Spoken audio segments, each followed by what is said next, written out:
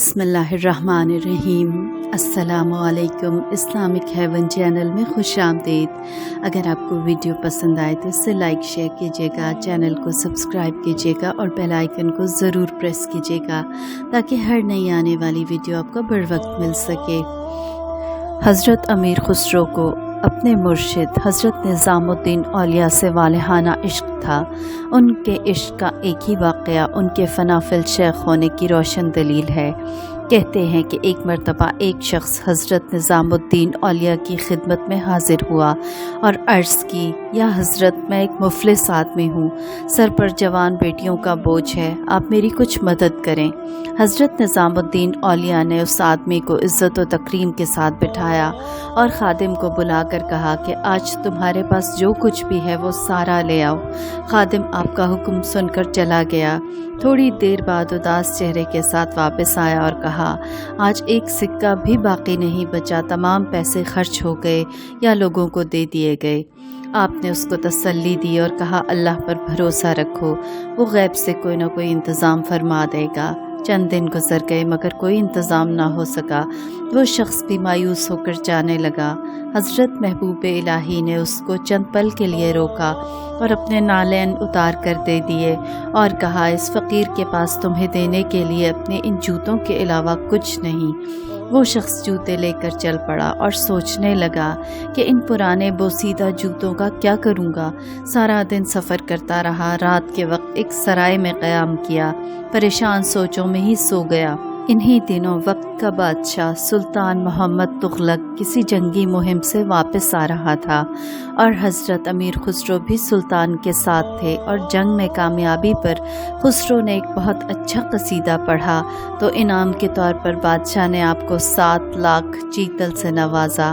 اپنے واپسی کے سفر پر جب ابھی لشکر سلطانی دہلی سے باہر ہی تھا اور رات کو پڑاؤ کیا گیا تو اچانک خسرو چلا اٹھے۔ وہ بار بار ایک ہی فقرہ دہرا رہے تھے، بوئے شیخ میں آیت، بوئے شیخ میں آیت، یعنی مجھے میرے شیخ کی خوشبو آ رہی ہے۔ ساتھ ہی بولے کہ حضرت محبوب الہی تو کہ لوکھڑی میں ہیں جو دہلی سے کافی دور ہے، تو آپ کو ان کی خوشبو کیسے آ گئی؟ مگر خسرو بے قرار ہو کر باہر نکل پڑے۔ خوشبو کا تعاقب کرتے کرتے وہ ایک سرائے تک جا پہنچے جہاں ایک کمرے میں ایک شخص اپنے سر کے نیچے کچھ رکھ کر سویا ہوا تھا۔ خوشبو وہاں سے آ رہی تھی۔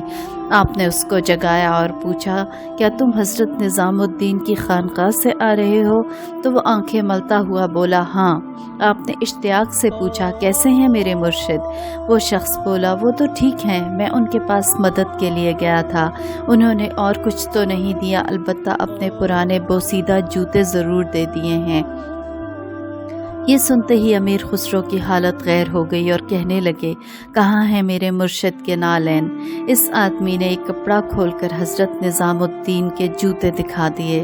خسرو نے ان جوتوں کو ہاتھ میں لے کر چوما اور اپنی آنکھوں سے لگایا اور کہنے لگے، کیا تو ان کو بیچے گا؟ اس نے کہا، امیر کیوں مذاق اڑاتے ہو؟ امیر خسرو بولے، مذاق نہیں، میرے پاس اس وقت 7 لاکھ چیتل ہیں، وہ لے لو، مگر میرے مرشد کے نالین مجھے دے دو، اگر چاہو تو دہلی چلو، اتنی ہی رقم اور دے دوں گا تمہیں۔ 7 لاکھ چیتل کا سن کر وہ چکرا کر رہ گیا اور بولا، نہیں، بس میرا تو چند ہزار سے ہی گزارا ہو جائے گا۔ مگر امیر خسرو نے زبردستی اس کو 7 لاکھ چیتل دے دیے اور ساتھ میں اپنی تحریر دی تاکہ کوئی اس پر شک نہ کرے۔ اور پھر امیر خسرو اس حالت میں خانقاہ مرشد میں داخل ہوئے کہ جوتے اپنی دستار میں لپیٹ رکھے تھے اور دستار سر پر رکھے بڑھے چلے آ رہے تھے اور زار و قطار رو رہے تھے۔